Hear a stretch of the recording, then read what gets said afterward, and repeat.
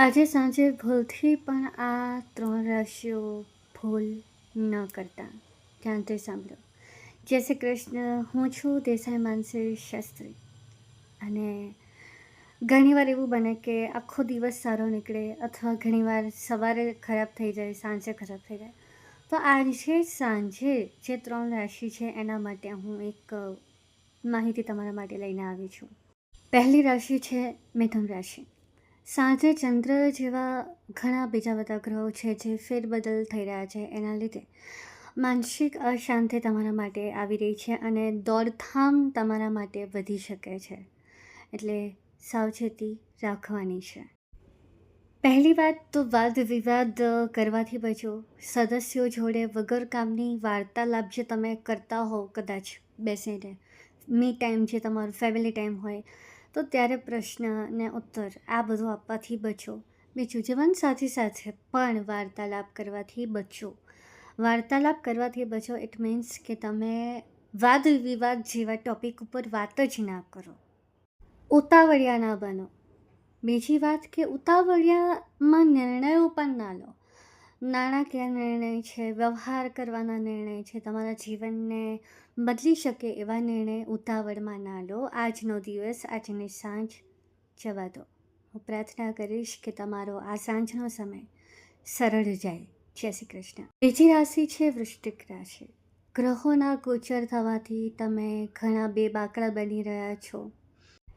તમારા કાર્યો અને ઉર્જાના ક્ષેત્રમાં આ સાંજ તમારા માટે નકારાત્મક ઉર્જા પેદા કરી રહી છે.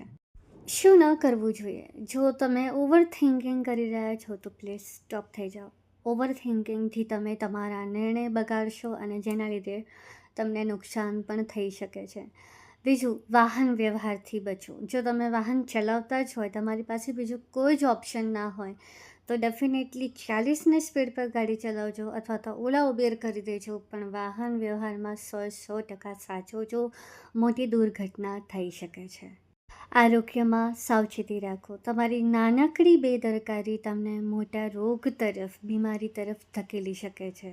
એટલે આજે સાંજે ખીચડી ખાઈ લેવી પોસાશે, પણ જેવું તેવું આડું ટેડું મેળું નોર્મલ ભાષામાં જે જંક ફૂડ છે એ ખાવું નહીં પોસાય. હું કૃષ્ણને પ્રાર્થના કરીશ કે આ સાંજ તમારી સરળતાથી પાર થઈ જાય.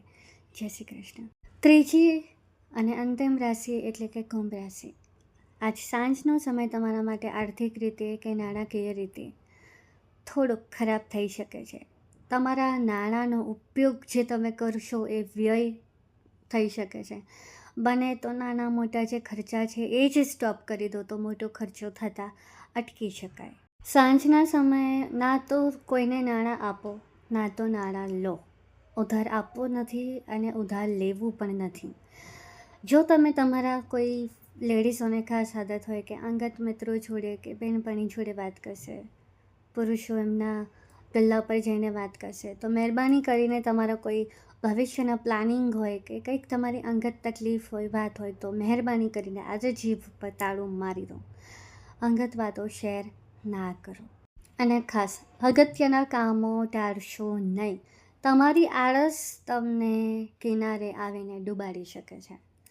સો આ ત્રણેય રાશિ માટે હું સ્પેશિયલી પ્રાર્થના કરીશ કૃષ્ણને કે આ સાંજ તમારી સરળતાથી પાર પડી જાય. અને આ બધું હોવા છતાં પણ તમારી નીતિ ચોખ્ખી હશે, તમારા કર્મો સારા તમે કરતા હશો, તો આ કોઈ જ વસ્તુ તમને નહીં નડે. તમને કૃષ્ણ હંમેશા સદા સર્વદા સમૃદ્ધિ, વૈભવ અને આરોગ્ય આપે એવી પ્રાર્થના. જય શ્રી કૃષ્ણ.